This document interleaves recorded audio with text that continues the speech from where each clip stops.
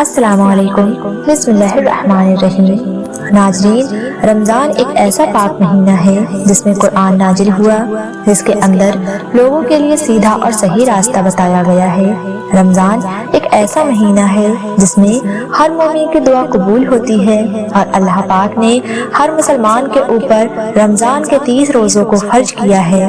ناظرین، جیسا کہ آپ سبھی جانتے ہیں کہ یہ رمضان کا مہینہ ہے اور دنیا بھر میں مسلمان اس مہینے کی برکت سے روزے رکھتے ہیں، لیکن کیا کبھی آپ نے سوچا ہے کہ مسلمانوں پر رمضان کے مہینے کے روزوں کو کب فرض کیا گیا، اور کیا ہم سے پہلے والی امتیں ان پر بھی یہ روزے فرض ہوا کرتے تھے؟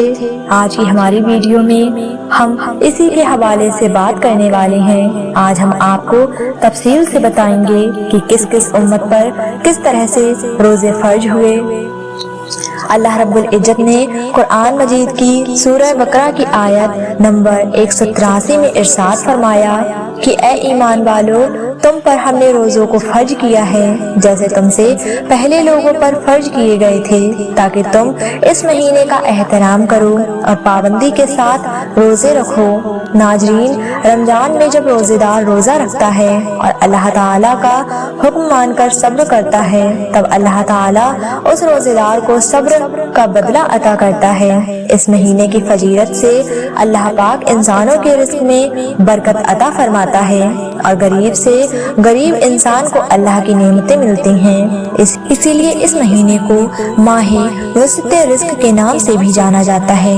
ناظرین، ہر مسلمان اس مہینے میں خاص طور سے ہر گناہ سے پرہیز کرتا ہے، اور جب تک اللہ کا حکم نہیں ہوتا تب تک کوئی بھی چیز کھاتا پیتا نہیں ہے۔ اگر ہم تاریخ اور مذہبی حوالے سے دیکھتے ہیں تو حضرت آدم علیہ السلام کے زمین پر آنے کے بعد سے ہی روزے رکھنے کی شروعات ہو چکی ہے۔ بتایا گیا ہے کہ حضرت آدم علیہ السلام ہر مہینے کے 3 دن روزہ رکھا کرتے تھے۔ ساتھ ہی یہ بھی کہا جاتا ہے کہ حضرت آدم علیہ السلام ان روزوں کو جنت سے زمین پر آنے کے بعد توبہ کے لیے رکھا کرتے تھے۔ اس طرح پورے سال میں حضرت آدم علیہ السلام 36 دن روزہ رکھتے تھے۔ ناظرین، حضرت آدم علیہ السلام کے زمانے میں ہر مہینے کی چاند کی 13، 14 اور 15ویں تاریخ کو روزے رکھے جاتے تھے۔ یہ وہ تاریخ ہیں جب چاند پورا مکمل اور روشن ہوتا ہے، جسے آپ اور ہم 14ویں کا چاند بھی کہتے ہیں۔ اس کے بعد جب حضرت نوح علیہ السلام کا زمانہ آیا تو انہوں نے بھی حضرت آدم علیہ السلام کے زمانے کی طرح مہینے میں 3 روزے رکھے، وہ بھی انہی 3 تاریخوں پر۔ ان روزوں کو طوفان نوح سے بچنے پر حضرت نوح علیہ السلام نے شکر کا نام دیا، لیکن حضرت داؤد علیہ السلام کے روزے کا طریقہ حضرت آدم علیہ السلام اور حضرت نوح علیہ السلام سے تھوڑا الگ تھا۔ چنانچہ حضور اقدس صلی اللہ علیہ وسلم کے فرمان کے مطابق وہ 1 دن روزہ رکھتے تھے اور 1 دن افطار کیا کرتے تھے، یعنی کہ پورے سال میں آدھا سال روزہ رکھتے تھے۔ اس کے علاوہ حضرت سلیمان علیہ السلام ہر مہینے میں 9 دن روزہ رکھتے تھے، اور یہ روزے مہینے کی شروعات میں 3 دن، مہینے کے بیچ میں 3 دن اور مہینے کے آخر میں 3 دن رکھا کرتے تھے۔ اس کے علاوہ حضرت ابراہیم علیہ السلام بھی حضرت آدم علیہ السلام کے طریقے کے مطابق روزہ رکھتے تھے، یعنی کہ ہر مہینے میں 3 دن روزہ رکھتے، لیکن کئی روایت یہ بھی بتاتی ہیں کہ حضرت ابراہیم علیہ السلام پورے مہینے کے روزے رکھا کرتے تھے۔ حضرت موسیٰ علیہ السلام کے روزوں کا طریقہ سب سے الگ تھا۔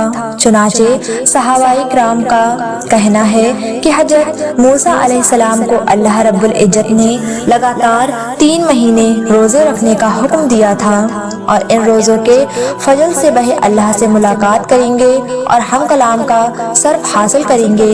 اور جب 3 مہینے روزے رکھنے کے بعد اللہ سے ہم کلام کا دن آیا تو حضرت موسیٰ علیہ السلام کو یہ بات پسند آئی کہ اتنے دن روزہ رکھنے کی وجہ سے میں اپنے منہ کی بو کے ساتھ اللہ سے ملاقات کروں گا۔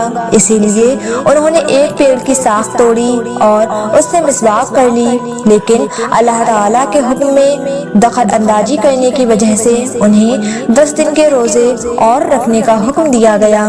ناظرین، قرآن مجید کے اندر حضرت مریم علیہ السلام کے روزوں کے بارے میں بھی بتایا گیا ہے۔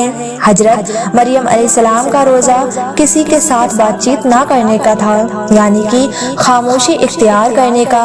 ناظرین، قرآن مجید کی سورہ بقرہ کی آیت نمبر 183 حضرت آدم علیہ السلام سے لے کر تمام انبیاء اور پھر امام الانبیاء محمد صلی اللہ علیہ وسلم تک تمام امتوں کو جوڑتی ہے۔ جیسا کہ ہر امت کے لیے نماز کا حکم کیا گیا ہے، اسی طرح ہر امت پر روزوں کو بھی فرض بتایا گیا ہے۔ پچھلی امتوں کے روزے حالاتوں کے مطابق آج کی امت سے الگ تھے۔ لوگوں کی تعداد اور یہ کب کس وقت کس حالت میں رکھے جائیں گے، ان سب چیزوں میں آج سے فرق تھا۔ رمضان المبارک کے روزے دوسری امتوں پر فرض نہیں تھے، لیکن حضرت محمد صلی اللہ علیہ وسلم کی امت پر رمضان کے روزے ہجرت کے 1.5 سال بعد 10 ساوان المکرم سن 2 ہجری کو مدینہ منورہ میں فرض ہوئے۔ ناظرین، اللہ پاک نے فرمایا کہ ماہ رمضان وہ مہینہ ہے جس میں قرآن کو نازل کیا گیا، جو لوگوں کی ہدایت کرنے والا ہے۔ ساتھ ہی فرمایا گیا کہ تم میں سے جو کوئی شخص بھی اس مہینے کو اپنی زندگی میں پائے، اسے اس برکتی مہینے میں روزے رکھنے چاہیے، اور اگر کوئی شخص بیماری کی حالت میں ہے، سفر کی حالت میں ہے اور اس کے روزے چھوٹ جاتے ہیں، تو وہ بعد میں ان روزوں کو پورا کر سکتا ہے۔ ناظرین، اللہ پاک نے ہمیں ہر چیز میں آسانی دی ہے۔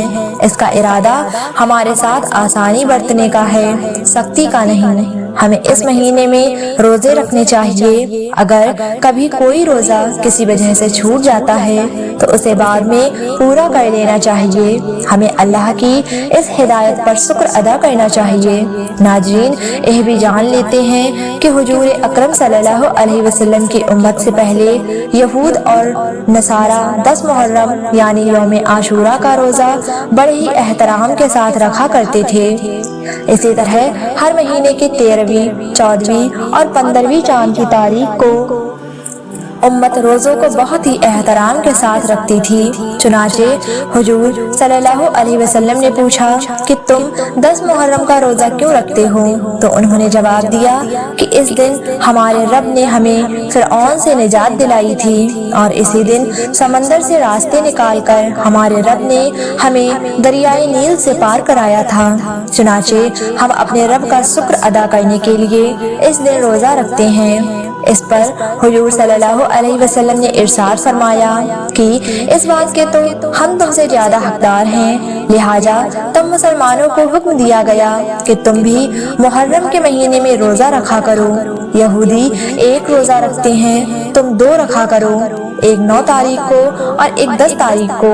اس کے بعد جب کچھ وقت گزرا تو 3 روزے ہر مہینے رکھنے کے لیے کہا گیا، جو کہ چاند کی 13ویں، 14ویں اور 15ویں تاریخ تھی۔ مسلمان اس دن روزہ رکھتے تھے، لیکن جب رمضان المبارک کے روزوں کو فرض کیا گیا تب ان روزوں کو سنت روزہ کا درجہ دے دیا گیا۔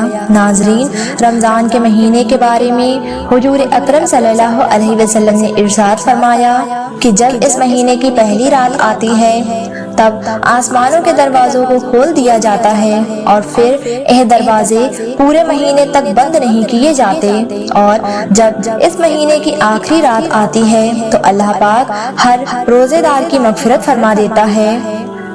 ناظرین، روزہ رکھنے کے فائدے کیا ہیں؟ کیا آپ جانتے ہیں؟ یوں تو شریعت میں حکم دیا گیا ہے کہ آپ روزہ رکھیں، لیکن اس کے فائدے کتنے ہیں آپ اس کو سوچ بھی نہیں سکتے۔ اور آج کے زمانے میں جب سائنس کی تعلیم بہت آگے ہے اور وہ نئی چیزوں پر ریسرچ کر رہی ہے، تو ان سائنسدانوں نے روزے کے حوالے سے بھی ریسرچ کی اور انہوں نے بہت سارے فائدے بتائے، جو آج ہم سائنس کے اعتبار سے تقریباً 7 فائدے آپ کو بتائیں گے کہ روزہ رکھنے کے فائدے کیا ہو سکتے ہیں۔ نمبر 1، سائنسدانوں کا یہ ماننا ہے کہ روزہ رکھنے سے دل اور دماغ کے لیے بہت زیادہ فائدہ مند ہوتا ہے۔ روزہ دل اور دماغ کو صحت مند بنا دیتا ہے، یہ پہلا فائدہ ہے۔ دوسرا فائدہ، جو شخص روزے میں رہتا ہے تو اس کا بلڈ پریشر نہ زیادہ ہوتا ہے نہ کم ہوتا ہے، بلکہ اس کا بلڈ پریشر نارمل رہا کرتا ہے، جس کو آپ کہتے ہیں کہ بلڈ پریشر نارمل ہے۔ یہی تو وجہ ہے کہ آپ دیکھیں کہ بہت سارے ایسے لوگ جو 11 مہینے لگاتار بلڈ پریشر سے پریشان رہتے ہیں، لیکن رمضان المبارک کے مہینے میں وہ روزہ رکھتے ہیں تو اللہ کے فضل اور کرم سے ان کو کوئی تکلیف نہیں ہوتی۔ نمبر 3، جو روزے دار ہوتا ہے وہ غذا کا استعمال کرتا ہے جس میں بدن کی چربی پگھلتی ہے۔ یوں ہم سال بھر ہمارے بہت سارے ساتھی ورزش کرتے ہیں اور الگ الگ جگہوں پر پیسے دے کر ورزش کرتے ہیں، جم جاتے ہیں تاکہ بدن کی چربی پگھلے، سیر کرتے ہیں، دوڑتے ہیں اور نہ جانے کیا کیا کرتے ہیں، لیکن رمضان المبارک میں جب ہم روزے سے ہوتے ہیں تو خود بخود چربی پگھلنے لگتی ہے اور انسان کے جسم میں جو بلا ضرورت موٹاپا آ گیا ہے وہ دھیرے دھیرے ختم ہونا شروع ہو جاتا ہے۔ نمبر 4، روزہ رکھنے والے کے پٹوں میں مضبوطی ہوتی ہے، یعنی اس کے پٹوں میں طاقت پیدا ہو جاتی ہے اور کسی بھی اعتبار سے اس کا پٹھا کمزور نہیں ہوتا بلکہ مضبوط ہو جایا کرتا ہے۔ اسی لیے حضور پاک صلی اللہ علیہ وسلم نے فرمایا کہ روزہ رکھا کرو، صحت مند ہو جاؤ گے۔ لوگ سوچتے ہیں کہ بھوکے پیاسے رہیں گے تو کیسے صحت مند ہو جائیں گے۔ روزہ رکھ کے دیکھیے کہ جسم کے اندر کتنے بدلاؤ آ جاتے ہیں، ایسے بدلاؤ کے جن بدلاؤں کے لیے ہم سال بھر پیسہ خرچ کرتے ہیں، پھر بھی صحیح طریقے سے وہ بدلاؤ ہمارے جسم میں نہیں آ پاتا۔ 5واں فائدہ اس کا یہ ہے کہ نظام ہاضمہ کو آرام ملتا ہے اور سیدھا سیدھا اس کا اثر جگر اور دل پر دکھائی دیتا ہے، اور جب دل ٹھیک ہوتا ہے تو انسان کے جسم کے بہت سارے حصے ٹھیک ہوتے ہیں۔ نمبر 6، روزے دار کے لیے یعنی جو روزہ رکھتا ہے اس کے پھیپھڑے براہ راست خون کو صاف کرتا ہے، اور جب روزے دار روزے سے ہوتے ہیں تب ہمارا یہ پھیپھڑا خون کو صاف کرتا ہے اور اس میں خون جم جاتا ہے۔ تو جب ہم روزہ رکھتے ہیں تو خون کی سپلائی بہت کم ہوتی ہے، اور جب خون کی سپلائی کم ہوتی ہے تو پھر پھیپھڑے میں جو خون جمع رہتا ہے وہ دھیرے دھیرے پگھلتا ہے، تو اس طرح وہ جمع ہوا خون بالکل صاف کر دیتا ہے، یعنی روزہ رکھنے کی وجہ سے ہمارا پھیپھڑا صاف ہو جاتا ہے۔ نمبر 7، خون میں غذائی مادے کم ہو جاتے ہیں۔